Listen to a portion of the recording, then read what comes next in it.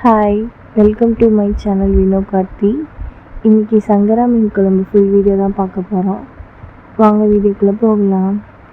இதுக்கு தேவையான பொருள் டிஸ்கிரிப்ஷனில் கொடுத்துருக்கேன். இன்றைக்கி நான் மண் சட்டியில் தான் மீன் குழம்பு செய்ய போகிறேன். மண் சட்டியில் 3 டேபிள் ஸ்பூன் நல்லெண்ணெய் ஊற்றிக்கலாம்.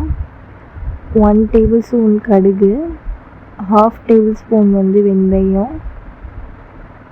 நல்லா பொரிஞ்சதுக்கப்புறம் 30 சின்ன வெங்காயம் எடுத்துருக்கலாம். அதை இதையோடு சேர்த்துக்கலாம். நல்லா பொரிஞ்சதுக்கப்புறம் மிக்சியில் 2 பெரிய சைஸ் வெங்காயமும் 1.5 டேபிள் ஸ்பூன் சீரகமும் அரைச்சி வச்சுருக்கேன். அதையும் இதோடு ஆட் பண்ணிக்கலாம். ஒரு 10 பூண்டு அதை குட்டி குட்டியாக கட் பண்ணி வச்சுருக்கேன். அதையும் இதோடு ஆட் பண்ணிக்கலாம். நல்லா வதங்கினதுக்கப்புறம் ஒரு மீடியம் சைஸ் தக்காளி எடுத்திருக்கேன். அதை குட்டியாக கட் பண்ணி இதோடு ஆட் பண்ணிக்கலாம். இதெல்லாம் வதங்கினதுக்கப்புறம் அரை மணி நேரம் புளி ஊற வச்சுருக்கோம். அந்த புளியோட 3 டேபிள் ஸ்பூன் வீட்டில் அரைச்ச குழம்பு மிளகாய் பொடி போட்டுக்கலாம். 1 டேபிள் ஸ்பூன் தனி மிளகாய் தூள் போட்டுக்கலாம். 3 டேபிள் ஸ்பூன் மல்லித்தூள் சேர்த்துக்கலாம். இதை நல்லா கலக்கிக்கலாம்.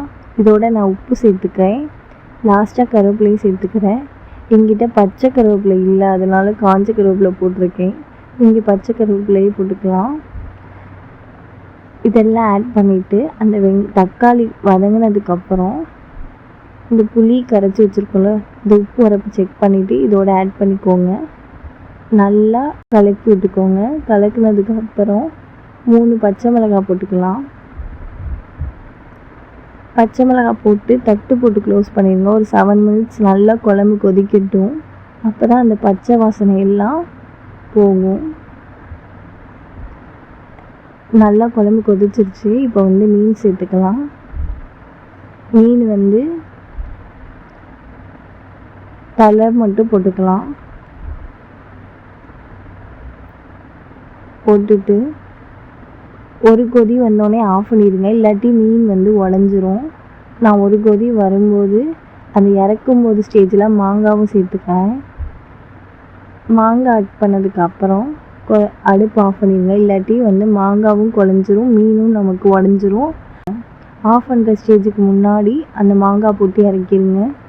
மிக சுவையான சங்கரா மீன் குழம்பு ரெடி. எப்படி இருக்குன்னு நீங்களும் வீட்டில் ட்ரை பண்ணிட்டு சொல்லுங்கள்.